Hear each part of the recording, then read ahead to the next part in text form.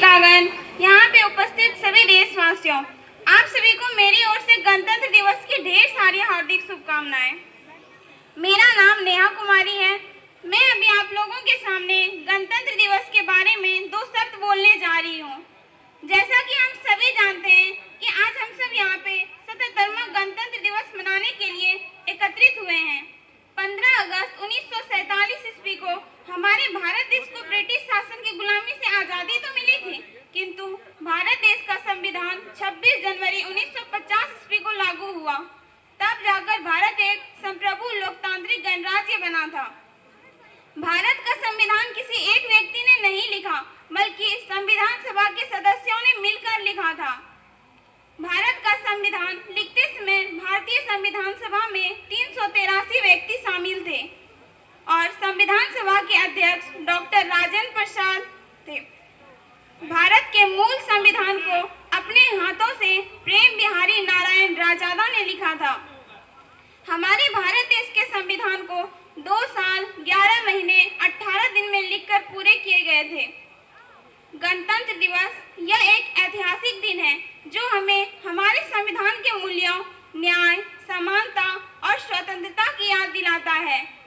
संविधान हमारे देश की आत्मा है, जिसको बनाने के लिए हमारे देश के स्वतंत्रता सेनानियों ने इतना संघर्ष किया था।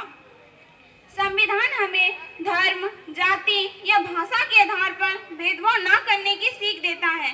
भारत अपनी इसी विविधता और अनेकता में एकता के लिए जाना जाता है।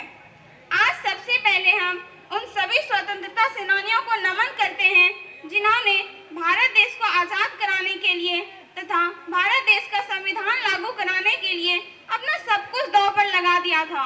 यह दिन डॉक्टर भीमराव अंबेडकर, डॉक्टर राजेंद्र प्रसाद, सुभाष चंद्र बोस, रानी लक्ष्मीबाई समेत सैकड़ों स्वतंत्रता सेनानियों की त्याग, तपस्या और बलिदान की याद दिलाता है।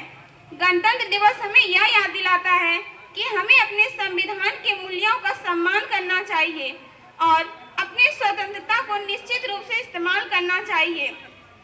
स्वतंत्रता पाने के बाद हमारे देश ने सभी क्षेत्रों में तरक्की की है, किंतु आज भी कई जगह जातिवाद की समस्या, भाषा को लेकर समस्या, कई छोटी छोटी समस्याएं मौजूद हैं।